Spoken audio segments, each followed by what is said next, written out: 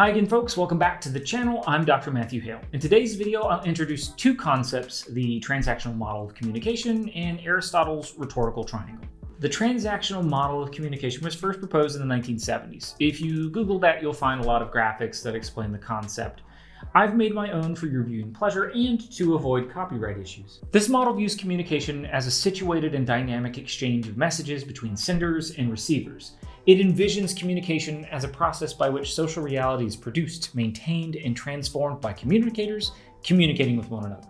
The model has 7 components, 2 of which I just mentioned, so let me reiterate and I'll add a counter down at the bottom to help keep track of all of these various elements. First, there is a speaker or a sender of a message. This individual subject communicates to an audience or receiver.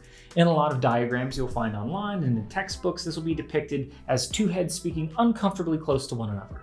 In reality, audiences aren't typically a singular individual, but rather a heterogeneous group of people with different lived experiences and perspectives. All of this communication is situated in a setting. That's the third component of the model.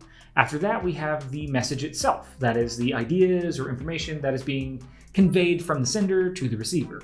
This can be verbal and nonverbal in writing, memes, and other digital content, and so on. This brings us to channel. This is the pathway by which a message is delivered. This could be oral speech, visual aids, a television show, a snap, or a YouTube video. Next is feedback, the reaction or responses that an audience has to a message. For example, an instructor might tell you something and you might disagree, and then you raise your hand and you make a comment. Or you post a critical comment on YouTube, or you stitch a TikTok to refute someone's argument bit by bit. Last but not least, there's noise. This is something that interferes with the reception of a message. All of this becomes more clear with an example. This will, hopefully, be a dated reference someday, but who knows. Let's say you're a public health official. You have training, credentials, experience, and expertise.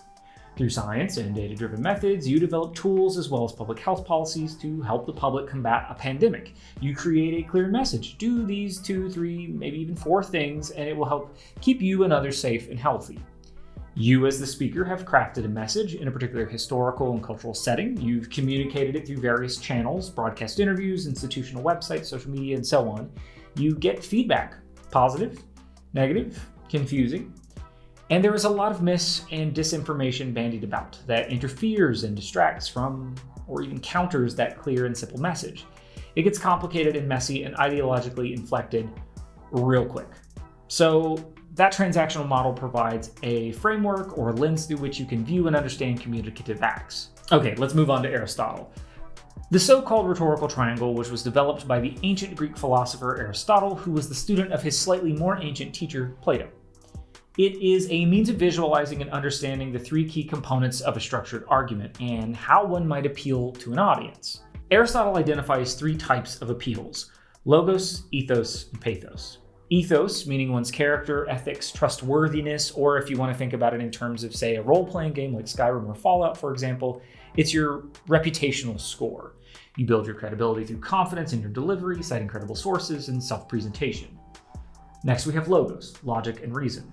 It pertains to reasoning or argumentation. This can be shaped by the structure and organization of a speech, but primarily it's about proof, logic, facts, reasoning, the evidence that you use to support a claim. Where ethos is about the credibility of the speaker, logos is centered on the message of a speech. And this brings us to pathos.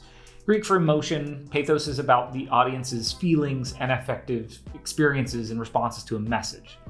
What you say and how you say it can make others feel sad or angry. It can stir up memories. You can motivate them with your positive and negative appeals to emotions. This is accomplished through tapping into your audience's hopes, beliefs, and feelings, and through the power of storytelling. So summing up and simplifying tremendously, we could say logos equals logic, ethos equals credibility, and pathos equals emotion. Is it more complicated than that? Yes, but this is an overview. Leave me alone. Here's the takeaway. These 2 models are useful tools. You don't have to memorize them or think about them at every single moment in which you're outlining or practicing a speech, but they will help you to think about what it is that you're hoping to accomplish when you address a public. They will help you to connect to an audience, to persuade them more effectively, to build better and stronger arguments. They will help you to establish yourself as a confident, charismatic, and this is important, an ethical communicator, whether you're speaking to a crowd of thousands of citizens, promoting your online business on Instagram, or trying to drum up support for community activism that you're doing. There's a lot more that can and really ought to be said about these two ideas, but we'll leave it at that for today. If you haven't subscribed to the channel, please do leave a like or comment. You can also follow me on Instagram if you want to, or TikTok at prof.mhale. Thanks. Have a great day.